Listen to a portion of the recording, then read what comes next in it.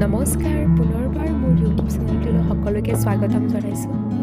আজিলৈ আহিছোঁ মই ঘৰতে বোৱা ৰিহা চাদৰ কেইখনমান। আশা কৰোঁ আপোনালোক সকলোৱে ভিডিঅ'টো সম্পূৰ্ণৰূপে চাব আৰু কেনেকুৱা পালে মোক নিশ্চয় জনাব। এইখন হৈছে প্ৰথমখন ৰিহা চাদৰ। ইয়াত বোৱা হৈছে মাছৰাজৰ ওপৰত পাট সূতা আৰু মই ফুলটো ৰঙা ৰঙৰ সূতাৰে দিছোঁ আৰু মীনা কৰা হৈছে ক'লা ৰঙৰ সূতাৰে।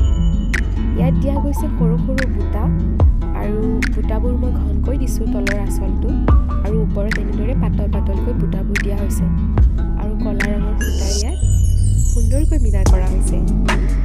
একেবাৰে সহজ আৰু চিম্পুল ৰিহা চাদৰ ঘৰতে বৈ ল'ব পাৰে আপোনালোকেও আৰু ইয়াৰ গ্ৰাফৰ ফুল লাগিলে মোক নিশ্চয় জনাব।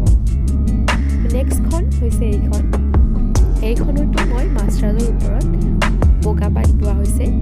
ইয়াৰ সূতাবোৰ মই চিফন সূতাৰে দিছোঁ ফুলৰ আৰু ফুলবোৰ ৰঙা ৰঙৰ সূতাৰে দিয়া গৈছে। ইয়াতো এনেদৰে চিম্পুলকৈ দিয়া গৈছে ফুলবোৰ আৰু ওপৰত পলক দিয়া গৈছে দুমূৰে দুডাল আৰু মাজত ঘটনা দিয়া গৈছে সৰু সৰু। ইয়াবোৰ বুটা হয়, বুটা বুলিও ক'ব পাৰিব। একেবাৰে সহজ আৰু একেবাৰে চিম্পুল ডিজাইনৰ। আপোনালোকে ঘৰত অতি সহজে এনেদৰে বৈ ল'ব পাৰিব আৰু এইবোৰ ৰঙা সূতাৰে মই গুঠিছোঁ চাদৰখন। এখন মই লৈছোঁ মোৰ এইবাৰ পূজাত। কেনেকুৱা পালে জনাবচোন আপোনালোকে আৰু এইবোৰৰ গ্ৰাফৰ ডিজাইনবোৰ লাগিলে মোক জনাব নিশ্চয়। তাৰপাছত এইখন আহিছে 3 নম্বৰখন। এইখনতো মই বগাৰ ওপৰত ক্ৰীম কালাৰ বোৱা গৈছে। যিহেতু দুখন বগা বৈছোঁ সেইকাৰণে এইখনত ক্ৰীম ৰঙৰ সূতাৰে মই পাট সূতা বোৱা গৈছে আৰু ফুলবোৰো দিয়া গৈছে চিফন সূতা, ৰঙা চিফন সূতা আৰু এইবোৰৰ মাজত দিয়া গৈছে এইটো নীলা ৰঙৰ সূতা।